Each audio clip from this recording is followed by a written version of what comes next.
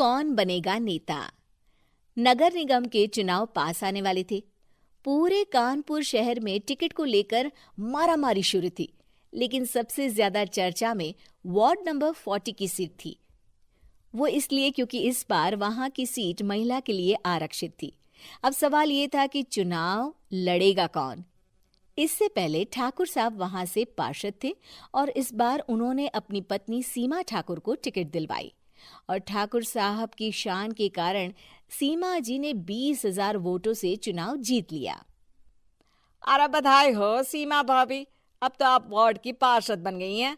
अब तो हमारे काम आप ही करवाएंगी। अरे ये तो सिर्फ नाम की पार्षद बनी है, वो तो महिला सीट आ गई, वरना पार्षद तो मुझे ही बनना था।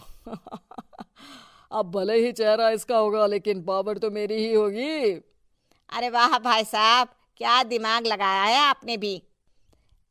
आइए आप लोग, खाना लगा दिया है सबके लिए। सीमा जी पार्षद बन चुकी थीं, फिर भी उनकी एक ना चलती। सारे काम ठाकुर साहब खुद ही संभाल लेते और जहां जरूरत पड़ती वहां सीमा जी का अंगूठा लगवा लेते। सीमा जी ज्यादा पढ़ी लिखी भी नहीं थी। एक दिन ठाकुर साहब और सीमा एक प्रोग्राम में जाते हैं। अरे ठाकुर साहब, आप आ गए। ओहो, पार्षद मैडम भी आ गई हैं। स्वागत है आप दोनों का। लगता है हमारे पार्षद फंड का सही इस्तेमाल हो रहा है। चलिए अब उद्घाटन करते हैं। ये लीजिए ठाकुर साहब कैची, आप ही सबसे पहले प्रवेश कीजिए। सब लोग आगे निकल जाते हैं और सीमा जी पार्षद होने के बावजूद भी पीछे खड़ी रह जाती हैं। वो देखती हैं कि वेलकम बोर्ड पर उनका नाम है, लेकिन महिला होने के कारण कोई उनका सम्मान नहीं कर रहा। अगले दिन एक आदमी उनके घर आता है। अरे ठाकुर साहब नमस्कार। कल ना हम नोटिस किए कि हमारा घर तो अवैध है और नगर निगम वाले उसे तोड़ने आ रहे हैं। अरे कुछ कीजिए ना ठाकुर साहब। देखो भाई, मैं तो ज्यादा कुछ कर नहीं सकता, पर अगर तुम सबकी जेब गर्म कर दो तो कुछ हो सकता है। कुल मिलाकर 4 लाख लगेंगे। अरे 4 लाख ठाकुर साहब? अरे भाई, मैं अपने लिए नहीं मांग रहा हूँ। दरोगा है, इंजीनियर बाबू है, बड़े साहब है, सबको देना पड़ता है ना थोड़ा थोड़ा। बोलो है मंजूर? तभी वहां अचानक सीमा जी आ जाती हैं। अरे ये आप क्या कर रहे हैं? पहले इन्हीं लोगों से तो आपने वोट मांगे, अब इनसे ही पैसे ले रहे हो। अरे चुप रहो तुम। तुम्हारा काम है सिर्फ अंगूठा लगाना, तुम वही किया करो। मुझे दूसरे काम तुम मत सिखाओ, समझी? और तुम ना जाओ, अब पैसे लेकर आओ, वरना जेसीबी किसी भी वक्त आती होगी। सब कुछ ऐसे ही चलते रहता है। एक दिन सीमा जी और ठाकुर साहब को एक लोकल मीटिंग में बुलाया जाता है। वहां पर कई और अधिकारी लोग भी मौजूद रहते हैं। अब मैं चाहूंगा कि ठाकुर साहब हमारे बीच 2 शब्द कहें।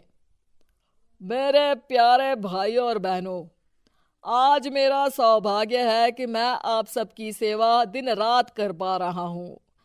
आपने मेरी पत्नी को भारी मतों से जिताया है, इसलिए मैं आप सभी का शुक्रगुजार हूँ। मैं आप सबसे वादा करता हूँ कि हमेशा की तरह हमारे वार्ड में किसी को कोई तकलीफ नहीं आने दूंगा। सभी लोग तालियां बजाने लगते हैं। अब मैं माननीय पार्षद मैडम को स्टेज पे बुलाना चाहूंगा। अपने नाम को बुलाया सुनकर सीमा जी एकदम चौंक जाती है। उन्हें बिल्कुल उम्मीद नहीं थी कि इतनी बड़ी जगह उन्हें मंच पर बुलाया जाएगा। जैसे तैसे वो मंच पर चढ़ती हैं। ऊपर जाते ही सीमा जी को सारी पुरानी बातें याद आ जाती हैं कि किस तरह उनके पति उन्हें कभी भी आगे बढ़ने नहीं देते और उनके नाम से गलत काम करते हैं। वो बोलने लगती हैं। मैं आपके वार्ड की पार्षद सीमा हूं। आप में से बहुत कम लोग ही मुझे जानते होंगे, क्योंकि इससे पहले मुझे कभी ऐसा मौका ही नहीं मिला। सारे मौके मेरे पार्षद पति यानी आपके ठाकुर साहब ही लेते रहे, लेकिन आज ये मौका मुझे मिला है तो मैं इसे ऐसे ही नहीं जाने दूंगी। मैं आपको ये बताना चाहती हूँ कि आपके ठाकुर साहब मेरे नाम की आड़ में गैर कानूनी काम करते हैं, जिस पर अंगूठों के निशान मेरे होते थे। इसीलिए मैं अपनी गलती मानती हूँ और आज अपने पद से इस्तीफा देती हूँ, ताकि आगे से कोई गलत काम ना हो पाए। अब फैसला आप सबके हाथ में है कि आप हमें क्या सजा देना चाहते हैं। सीमा जी की बातें सुनकर ठाकुर साहब के चेहरे का रंग उड़ जाता है और वो शर्म से मुंह नीचा करके वहां से चले जाते हैं और पद से इस्तीफा देकर ही सही सीमा जी अपने आप में आत्मविश्वास महसूस करती हैं।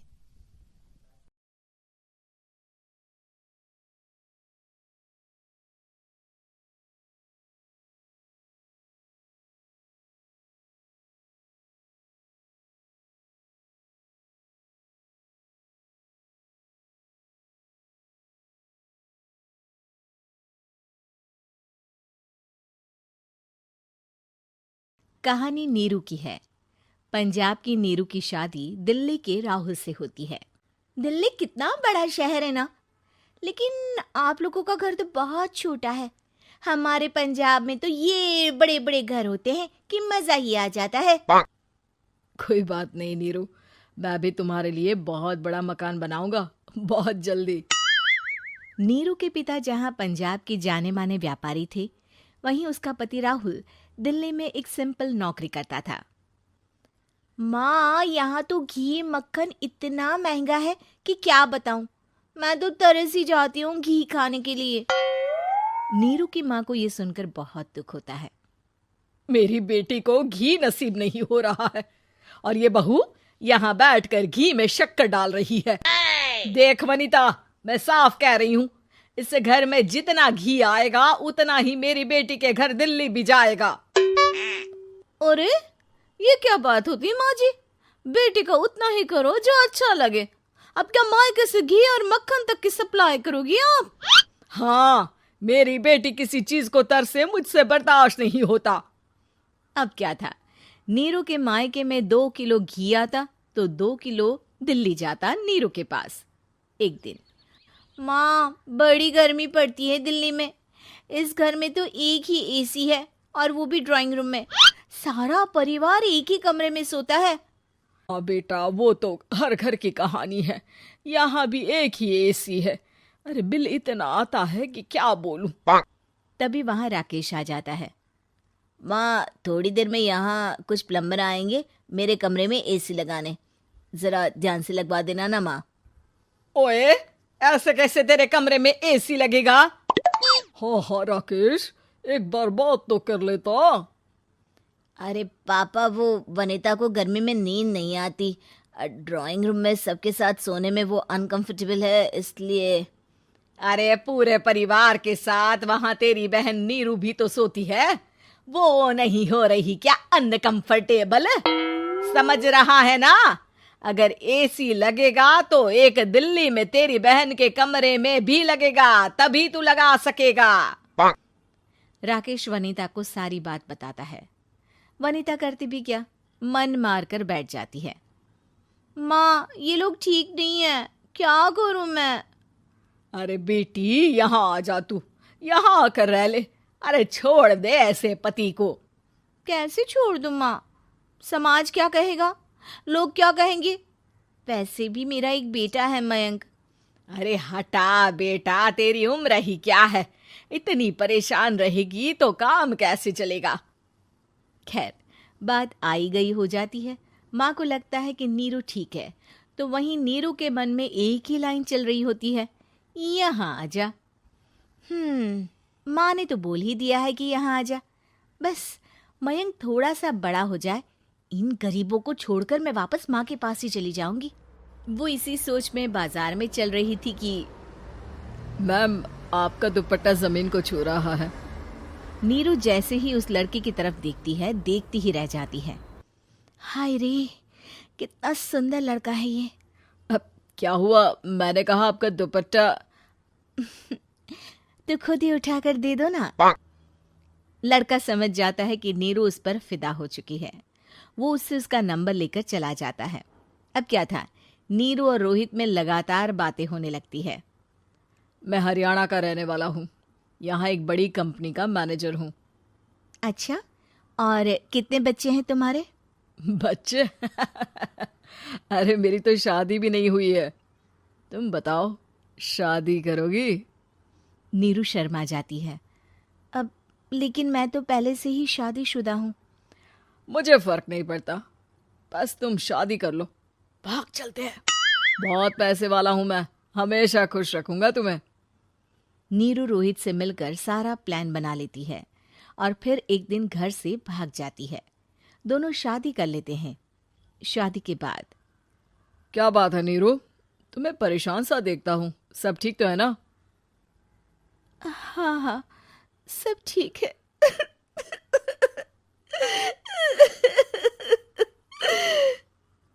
ये कहते कहते ही वो रोने लगती है।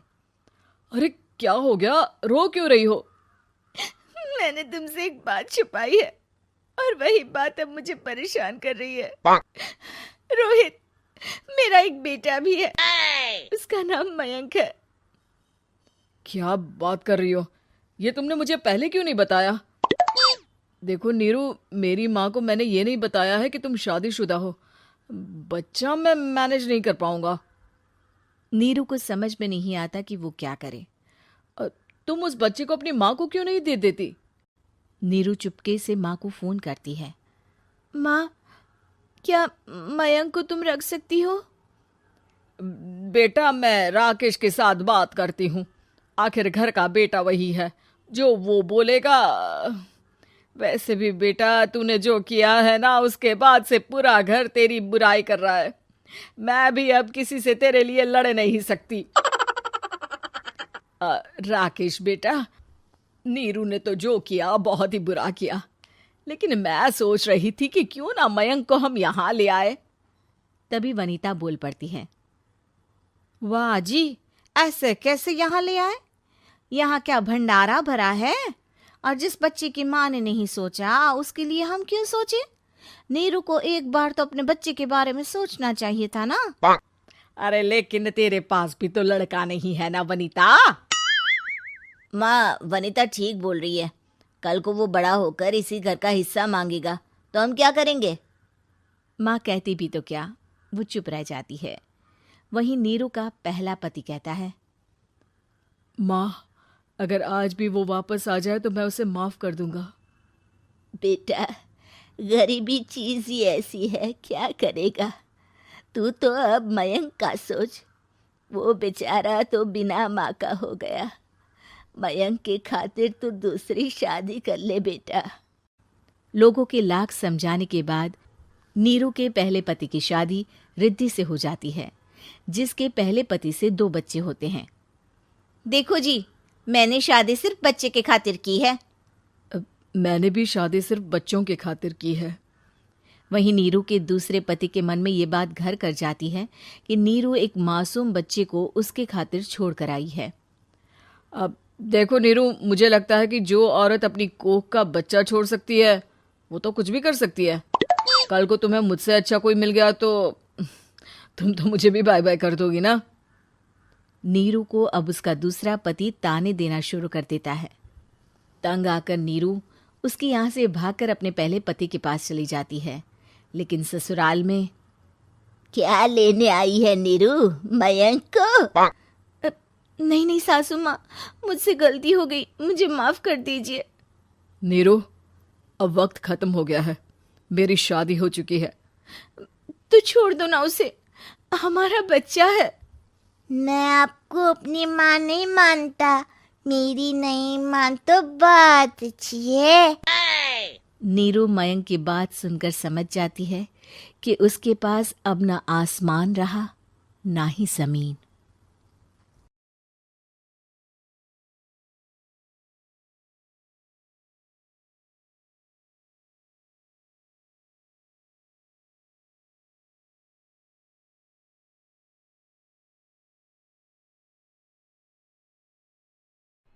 खट्टा खाने वाली चुड़ैल। रात को अचानक राधिका मौसी को किचन से कुछ गिरने की आवाज आई। उन्होंने बाहर निकल के देखा तो किचन में उन्हें कोई सफेद साड़ी में दिखा। वो चीख पड़ी। हे भगवान, आलतू जलालतू आई भला को टाल तू, आलतू जलालतू आई भला को टाल तू। राधिका मौसी को चीखते सुनकर श्रवण बाहर आता है भागते हुए। अरे माँ, क्या हुआ, क्या देख लिया? दादी माँ आ गई क्या सपने में? अरे बेटा, रसोड़े में देख तो कौन है? श्रवण रसोड़े में झांक कर देखता है और उसे कोई नहीं दिखता अंदर। अब रसोड़े में तो कोई नहीं है माँ। कोई सफेद साड़ी में नहीं है क्या? नहीं माँ, कोई भी नहीं है। चिल्लम चिल्ली की आवाज सुनकर काजल भी वहां आ जाती है। अब क्या हो गया माँ जी? अरे बेटा, रसोड़े में एक चुड़ैल थी सफेद साड़ी में। अरे क्या कर रही थी वो अंदर? अरे बताया नहीं, कल आएगी ना तो पूछ लूंगी। चुड़ैल जी, आपका क्या प्लान है? माँ जी, रात बहुत हो गई है, आपने कोई बुरा सपना देखा होगा, चलिए सो जाइए। राधिका मौसी सोने तो चली जाती है, पर उनको रात भर नींद ही नहीं आती। वो कुछ भी उलझुल बातें सोचने लगती है। कहीं चुड़ैल की वजह से तो घर में टेंशन नहीं हो रहा, कहीं उसी की वजह से तो वो दादी नहीं बन पा रही। सुबह जब राधिका मौसी रसोड़े में छानबीन करती है तो पाती है कि नींबू का अचार गायब है। चुड़ैल नींबू का अचार ले गई, मुझे तो ठीक नहीं लग रहा कुछ। चुड़ैल को भी पता है कि जिंदगी का असली मजा तो खट्टे में ही है। राधिका मौसी झट से श्रवण को फोन कर देती है। बेटा, मुझे समस्या समझ में आ गई है, हमें एक तांत्रिक की जरूरत है। अरे क्या बोल रही हो माँ, तांत्रिक की क्या जरूरत है? आप पूजा पाठ तो कर ही रही हो ना। आलतू जलालतू मंत्र सारे फालतू जैसे कुछ मंत्र पढ़ो, चली जाएगी अपने आप चुड़ैल। अरे नहीं बेटा, कभी चुड़ैल को कम नहीं समझते। अरे तुझे पता भी नहीं चलेगा कि कभी वो छल करके काजल की जगह घर की बहू खुद बन जाएगी। क्या माँ, कुछ भी बोल रही हो? कहाँ काजल और कहाँ चुड़ैल? वैसे एक बात बताओ, काजल को अगर गाने के लिए बोल देना तो चुड़ैल काजल की आवाज सुनकर घर तो क्या, धरती लोग छोड़कर चली जाएगी। तुम ना पढ़े लिखे बच्चे हर चीज को मजाक समझते हो। तुम रहने दो, मैं खुद ही तांत्रिक को बुला लेती हूँ। अच्छा सुन, शाम को इमली लेके आना। क्या है कि चटनी खाए बहुत दिन हो गए है ना? नहीं माँ, इमली तांत्रिक से ही मंगवा लो ना, आटा वगैरह भी उसी से पिसवा लेना। देखो मुझे काम करना है। श्रवण रात को कई तरह की सब्जियों के साथ माँ के कहने पे चटनी के लिए इमली भी ले आया था, लेकिन राधिका मौसी के दिमाग में अलग ही फिल्म चल रही थी। उन्हें अब सिर्फ शक ही नहीं यकीन होने लगा था कि शायद चुड़ैल ने श्रवण पर अपना जाल बिछा दिया था, जिस वजह से श्रवण उनकी बात ही नहीं मान रहा था। पर कोई नहीं, आने वाली रात में राधिका मौसी खुद तैयार हो गई चुड़ैल को पकड़ने के लिए। रुद्राक्ष की माला, तुलसी का पत्ता, हनुमान चालीसा सब हाथ के पास ही था, बस चुड़ैल का इंतजार था। और जैसा राधिका मौसी ने सोचा था वैसा ही हुआ। वो चुड़ैल उस रात भी आई, पर वो राधिका मौसी से तेज निकली और राधिका मौसी के उससे पकड़ने के पहले ही वो भाग खड़ी हुई। जरूर बहू पे साया है उस चुड़ैल का, तभी तो श्रवण के कमरे में गई है। और अगली सुबह राधिका मौसी पिछली रात हुए हमले में किन चीजों का नुकसान हुआ उसका हिसाब लगा रही थी। उनके खेमे से एक आम के अचार की शीशी भी गायब हो चुकी थी और वो इमली भी जो कल श्रवण लेकर आया था। राधिका मौसी इस बारे में सोच ही रही थी कि श्रवण जल्दी से रसोड़े में आकर दवाइयों की पोटली ढूंढने लगता है। अरे बेटा, क्या हो गया? अब माँ, वो काजल की तबीयत खराब है, बहुत घबराहट हो रही है उसे। हे भगवान, मैंने पहले ही कहा था कि तांत्रिक को बुला लेते हैं, पर नहीं, अब देखो उस चुड़ैल ने काजल को अपने वश में करना शुरू भी कर दिया है। हालांकि श्रवण भूतों में विश्वास नहीं करता था, पर अब वो भी डर जाता है और राजी हो जाता है एक तांत्रिक को बुलाने के लिए। कुछ ही घंटों में तांत्रिक आ जाते हैं और राधिका मौसी तांत्रिक जी को सब बता देती है। घोर संकट, घनघोर संकट, चुड़ैल को मारू जोर चाकट, ओम भट स्वाहा खटखा के आहा। अरे ये क्या मंत्र है? मेरे खुद के ओरिजिनल मंत्र है, कल रात को ही लिखे हैं, अच्छे लगे तो दाद चाहूंगा। एक और मंत्र सुनो, अर्ज किया है। आब्राकडाब्रा, दिल्ली, बम्बई, आगरा, चंदा मामा सोबरले, सुरन मामू जारा। ये मंत्र है? अरे कोई 40 वालीसा पढ़ो ना। वक्त कम है, 40 नहीं पढ़ेंगे, 20-25 में काम चलाना पड़ेगा। अलग निरंजन, जाके लंदन, मुफ्त का मंजान, घिस मेरे नंदन।